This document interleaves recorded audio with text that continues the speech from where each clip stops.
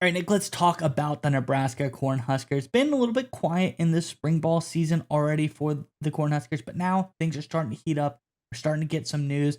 I think there's a new strategy being in place in the offensive side of the ball that's going to be really smart going forward to highlight some really great parts of this offense. We'll break that down here in just a minute. But first, I'm Andrew. That's Nick, and this is Saturday Morning Inspection.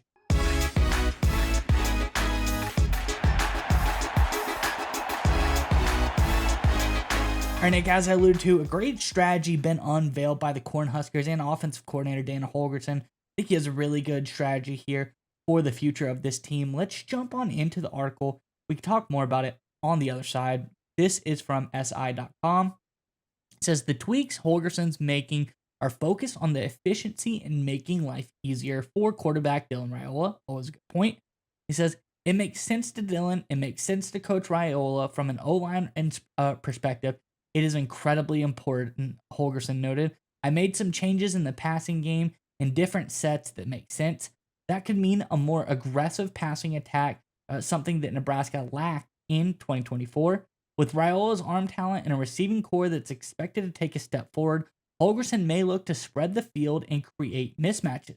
His goal isn't to force change for the sake of change, but to refine what works and eliminate what doesn't. He went on to say, I can take the same offense we had, I can be comfortable with it, but I'll tweak it based on what I see as good and bad. That is what spring football is all about. I agree. Tweaking it, making it better. Don't throw the baby out with the bathwater. Make it a little bit better, make it more comfortable for your O-line and for your quarterback. I think it's a great strategy going forward. Curious what your thoughts are on this one, Nick. But before we get to you, Nebraska fans, in the comment section below, we're talking about tweaking the offense, getting a little bit more Dylan Raiola friendly, a little more O-line friendly. I'm curious though, what are your thoughts? You saw all of last season. Is there anything else that you would like to see tweaked? Is there some defensive side of the ball that you'd like to see happen? Is there another position group on offense that you'd like to see utilized differently? Let us know your thoughts as we start to broach into spring ball, the earliest times we're going to see things change. And let us know, what are you thinking need to be changed for this Nebraska Cornhuskers team? I know you got some great ideas. Let us know in the comments section below. But nonetheless, Nick, what are your thoughts on the latest out of Lincoln? I think it's a really good sign. This is a Nebraska offense that's going to go as Dylan Raiola goes. We all understand that. But one of the problems with the Cornhuskers, at least last year, and I know Raiola was a freshman, you can't just ride on that. You can't just throw him to the wolves. But now he's mature, he's got the experience. Now's the time to unleash his super talent. There was a couple concerning elements to the Nebraska offense last year that people didn't really cover enough, I think, at the time, or still really aren't talking about enough. It's the fact that I know he was a freshman, even with a great gunslinger potentially in Raiola here. I think he's going to be great. They were very conservative in terms of how deep they were attacking defenses. I know people are like, well, the receiving core, yada, yada, yada. It doesn't matter. One of the things that can happen is being more aggressive down the field in the intermediate or deep game can just open up everything for your offense. And last year, Dylan Raiola had an average depth of target according to PFF of 8.0. You compare that to Will Howard of Ohio State, literally the game manager of game managers. He was in the game to throw slants to the great receivers and throw quick little screens, get the ball in his hands quickly, just the consummate game manager, non-aggressive at all, no high degree of difficulty throws, keep it short, simple, sweet, let your great receivers make plays. He averaged 8.5 yards average depth per target. So the game manager of game managers in all of college football was much more aggressive in terms of strategy and scheme than Nebraska was with Dylan Raiola. And that's got to change. I think that's what we're seeing from Holgorsen up to this point.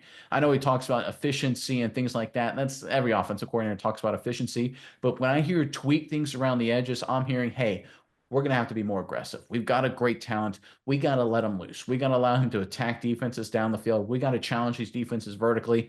They're sitting on the short and intermediate. Sometimes it's tough to run the football. We've got the guy with the cannon. Let's cut him loose, right? And I know there's going to be some turnovers. There's going to be some incomplete passes. There's going to be some 3-and-outs. There's going to be some sacks. You got to work through that a little bit. And as Raiola gets comfortable in a more aggressive offense, and I'm not saying go bombs away, and that's not what Holgorsen is saying either. I'm just saying add that extra element to this offense that was clearly lacking last year. If you can add it, this Nebraska team can really just open up things much better for them, be more efficient. And I think that's where Holgerson's leaning, right? If you got an opposing defense that doesn't have to worry about at all about the deep ball, they can stack the box. And you have one deep safety, a single high safety look, middle of the field, just in case something breaks free. But you stack the box, you jump the short intermediate routes, and you stop the run. You do funky blitzes. It's hard for you to be efficient in an offense, right? You're running into a stacked box. It's 2nd and 8. You throw a quick slant, trying to get a few yards on first down. They're jumping it, incomplete pass. It's 2nd and 10. You're not efficient. But what happens if you have the threat of a deep ball? Teams have to go to 2 deep safeties. They have to back up a little bit. Suddenly you have more space to work.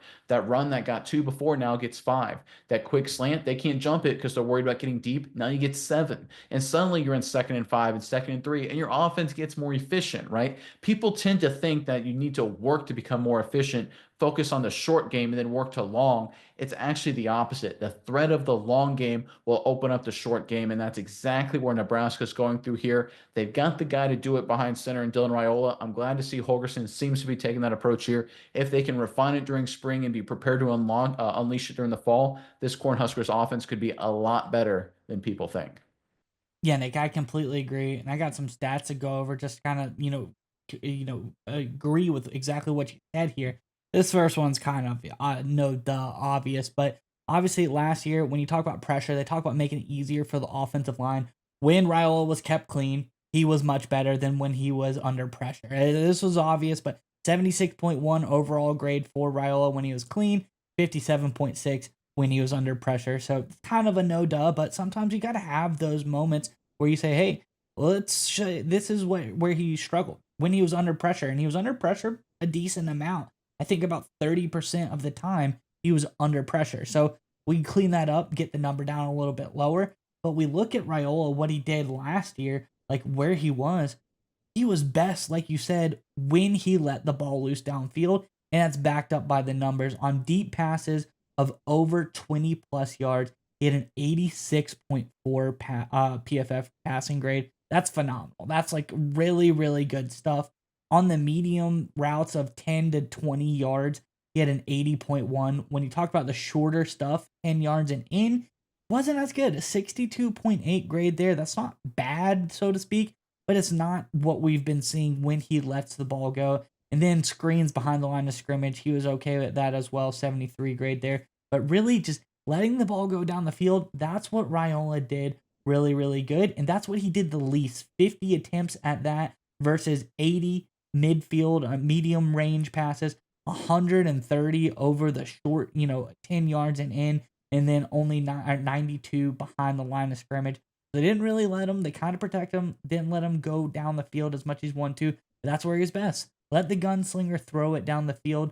Let's see if he can get those numbers up. I think this is a really great strategy. Holgerson's on something here. Just do what the simple stuff. Keep him clean. Let him throw it downfield. That's where he played the best last year. Let's see if we can repeat that kind of success. All right, just to walk through this again, I want to make sure I heard you correctly. I want to make sure people listening or watching heard you correctly. So, how many passes did they throw downfield? So you said 50? 51, yes. 51. Intermediate? What was that number? 84. 84. What was short? 130. And what was screens behind the line of scrimmage? There was 92. So think on that for a second. The Nebraska offense with a talented young gunslinger quarterback, even he was a freshman, still talented kid, they threw more behind the line of scrimmage than they threw intermediate and deep. That just can't happen, guys. That can't happen. That's what you do when you have a talent deficiency at quarterback and you're just trying to find a way to create offense, however you can do it with screens and misdirection. You can't operate that way when you've got talent. You got to play differently. You got to unleash the talent. And I think that's what we're going to see from Holgerson going forward. We're not going to see 90 screens. We're going to see 90 deep balls and 110 intermediate, 130 short, and maybe 30 or 40 screens, right? The screen should be an offset to the deep ball when teams get over aggressive in terms of trying to stop the deep pass or try and go an all-out blitz before it's to make sure you don't have time to throw it deep. Then you hit them with the screen. I mean, this is day one stuff, guys, right? And this is one of the frustrating things with Nebraska last year is they had the talent, but they weren't really executing. And in some ways, I mean, you can blame the coaching a little bit, certainly on offense, up to the level of the talent and the development that Matt Rule has done. I think we're seeing Holgerson make the necessary changes to finally allow this team to execute with their talent, especially now that these players are more mature. I'm excited to see what Nebraska does the rest of this offseason and certainly excited to see what they do once things kick off this fall.